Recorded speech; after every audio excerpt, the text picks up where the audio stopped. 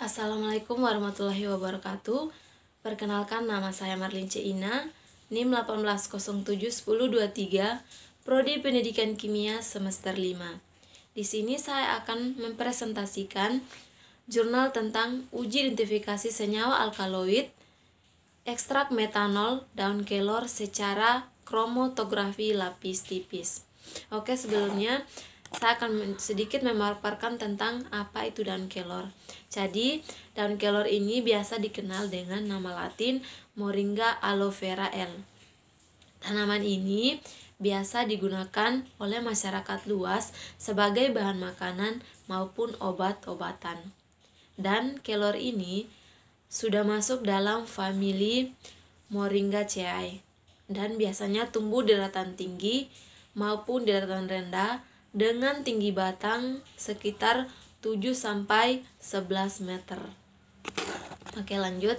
Dan yang menjadi latar belakang tentang presentasi saya ini yaitu tentang seperti yang kita ketahui bahwa saat ini banyak orang beranggapan bahwa penggunaan tanaman obat tradisional lebih aman dibandingkan obat sintesis. Mengapa hal tersebut demikian? Karena menurut masyarakat obat tradisional tidak memiliki efek samping. Nah, agar penggunaannya optimal, perlu diketahui informasi yang memadai tentang golongan senyawa kimia yang terkandung dalam obat tradisional tersebut. Dengan kondisi geografis tiap daerah yang berbeda-beda, kemungkinan ada perbedaan dalam kandungan senyawa kimia yang terdapat pada tanaman kelor, yang bertujuan untuk mengidentifikasi senyawa alkaloid, ekstrak etanol daun kelor dengan menggunakan reaksi dan kromatografi lapis tipis. Oke, lanjut. Sebelumnya kita akan sedikit mengetahui tentang apa sih manfaat dari daun kelor ini. Jadi, daun kelor ini memiliki manfaat untuk kesehatan. Yang pertama, menurunkan gula darah. Yang kedua, mengatasi peradangan. Dan yang ketiga, mengontrol tekanan darah. Yang keempat, memelihara kesehatan fungsi otak. Yang kelima, menghambat pertumbuhan sel kanker. Dan yang keenam, meningkatkan daya tahan tubuh. Oke, dan daun kelor ini mengandung kandungan yang disebut dengan alkaloid. Nah, apa itu alkaloid?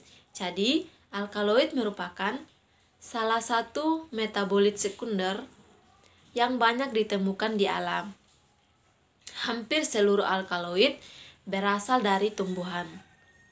Alkaloid mengandung atom karbon, hidrogen, dan nitrogen, dan umumnya mengandung oksigen. Dalam kimia analitik disebut dengan senyawa dengan gugus C, HO, dan N. Alkaloid terutama ditemukan di akar, biji, dan kayu pada tanaman. Bahkan alkaloid ini juga terdapat dalam hewan. Oke. Sifat umum dari alkaloid ini yang pertama adalah memiliki rasa pahit. Yang kedua, bersifat basah. Yang ketiga, berwarna kuning dan merah. Yang keempat, sedikit larut dalam air. Yang kelima, dapat terdekomposisi oleh panas. Yang keenam, dapat larut dalam pelarut organik nonpolar. Yang ketujuh, berbentuk padatan kristal. Dan yang keenam, larut dalam pelarut organik nonpolar. Oke, lanjut. Nah, seperti yang kita ketahui, teman-teman pasti bertanya, apa sih kromatografi itu?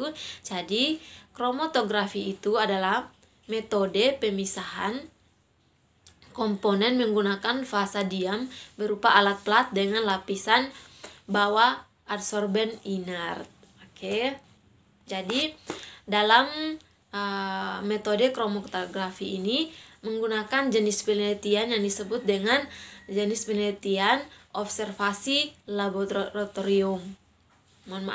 Observasi laboratorium. Apa-apa saja sih alat yang digunakan dalam kromatografi ini? Yang pertama, alat yang digunakan itu ada batang pengaduk, ada botol semprot, ada kamar, ada penutup kamar, ada corong gelas, ada cawan, ada porselin, ada Erlenmeyer, ada gelas ukur atau biasa kita sebut dengan Pyrex, ada gelas kimia juga, ada pipet tetes, rak tabung, sendok, dan tabung pereaksi.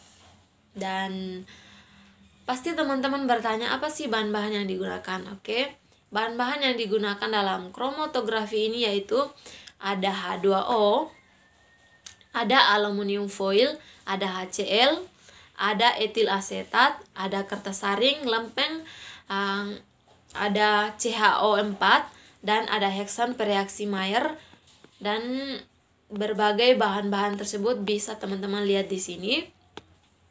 Oke, kita lanjut.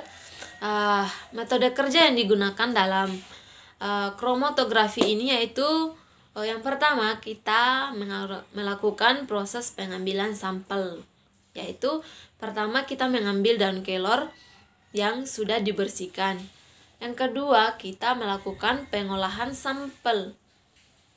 Ini dia pengolahan sampel.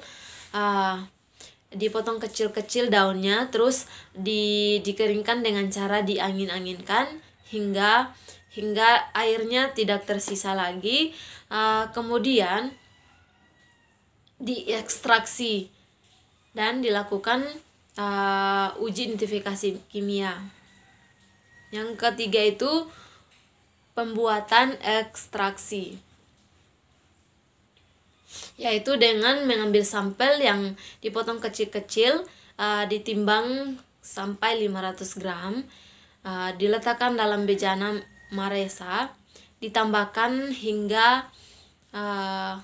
ditambahkan metanol hingga terendam sempurna, kemudian ditutup rapat, didiamkan selama 3-5 hari. Kemudian dalam 1 hari itu diaduk beberapa kali, terus diuapkan dengan menggunakan rota parafor dengan ekstraksi yang kental. Oke. Yang kedua itu pembuatan pereaksi. Pembuatan pereaksi ini ada 3 bagian juga, yaitu ada pereaksi Mayer, ada Oragendorf, dan Hochhardtz. Dalam pereaksi Mayer ini sebanyak 5 gram kalium iodida dilarutkan dalam 10 ml air suling, kemudian ditambahkan larutan sebanyak 1,36 gram HgCl dalam 60 ml air suling. Kemudian larutan dikocok dan ditambahkan air suling hingga 100 ml. Yang kedua, Oragendorf sebanyak 8 gram bismut nitrat dilarutkan dalam asam nitrat 20 ml, kemudian dicampurkan dengan larutan kalium iodida sebanyak 27-2 gram dalam 50 ml air suling, kemudian didiamkan sampai memisah sempurna. Larutan jernih diambil dan diencerkan hingga mencapai air 100 ml. Dan yang ketiga itu adalah Hochhardtz. Masih sama dengan yang tadi, sebanyak 8 gram bismut nitrat dilarutkan dalam asam nitrat juga 20 ml, kemudian dicampurkan dengan larutan kalium iodida sebanyak 27,2 gram dalam 50 ml air suling. Campuran didiamkan sampai memisah sempurna. Larutan jernih diambil dan diencerkan dengan air secukupnya hingga 100 ml. Oke, tadi kita sudah melihat cara-cara untuk mereaksikan kromatografi lapis ini. Sekarang kita masuk pada sesi terakhir, yaitu pembahasan.